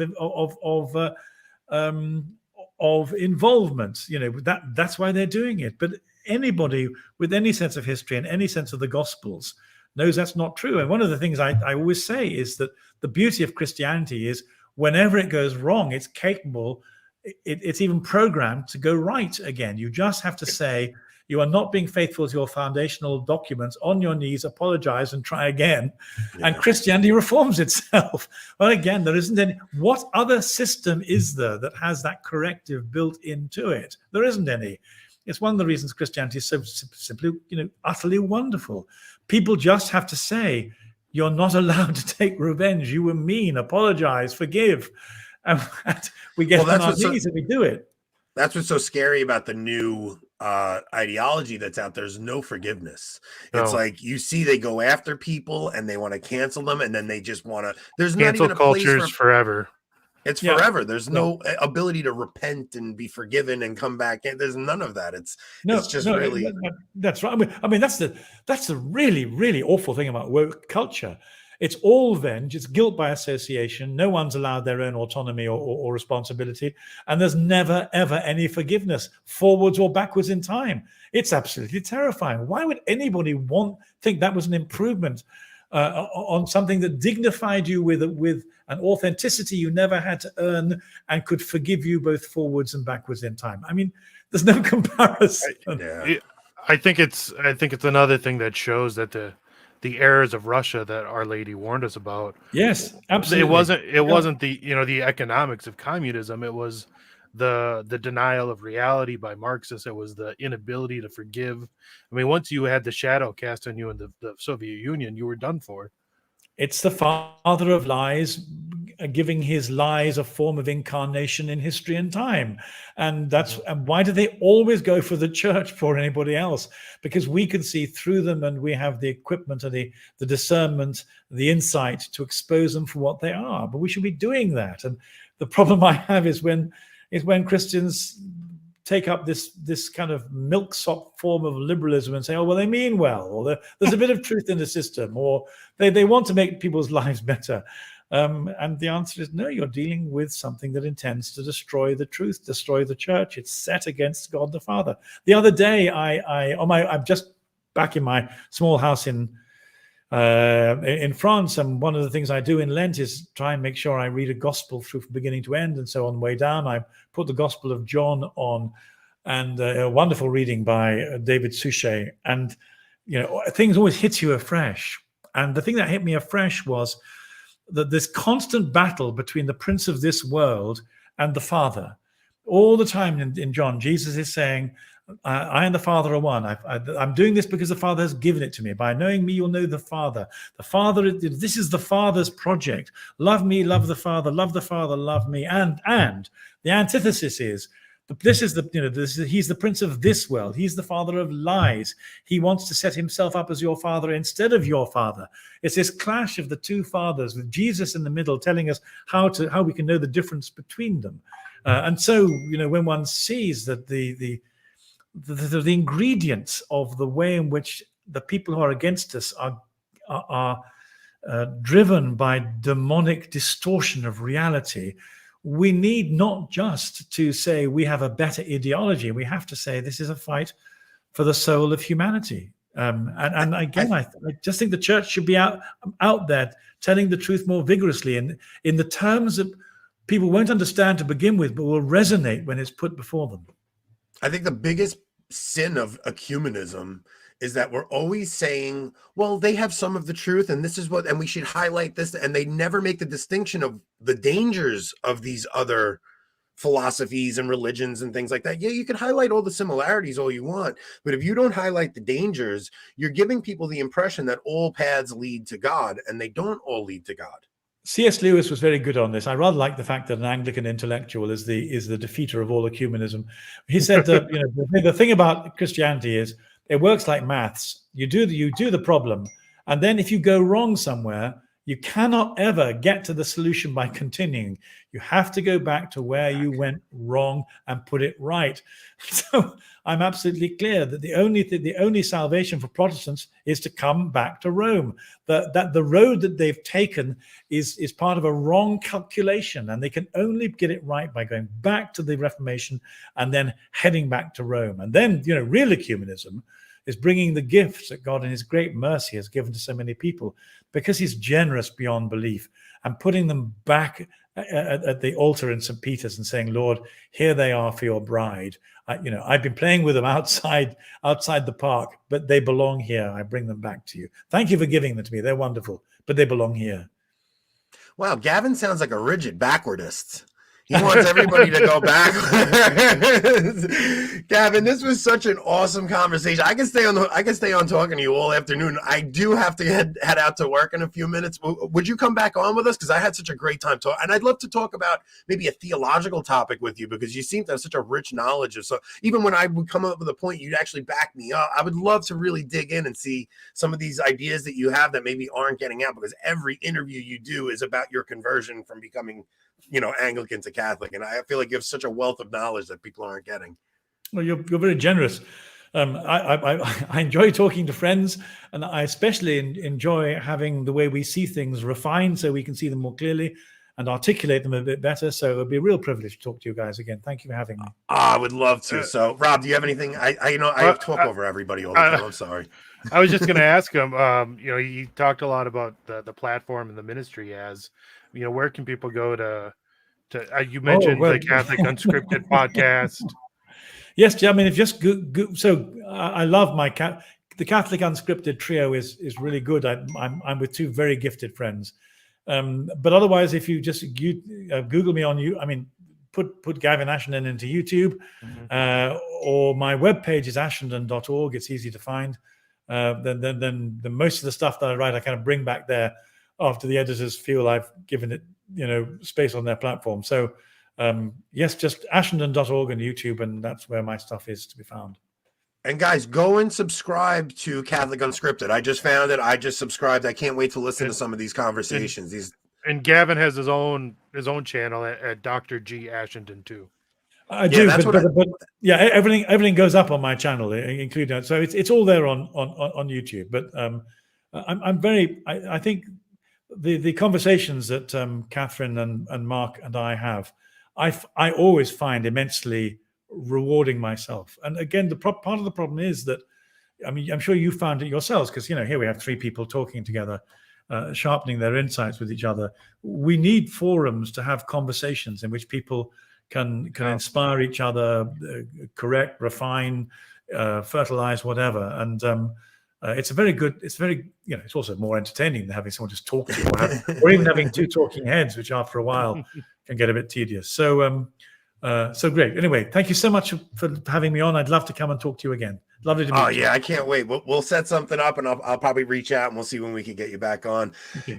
Gavin, thank you so much, man. Guys, please share this video. Get this one. This was such a great interview. You guys have to share this one, because I don't know. I thought the beginning of it, especially him telling us those stories, was so wild. So, all right, Rob, you can take us out. Okay. Have a good day, everyone.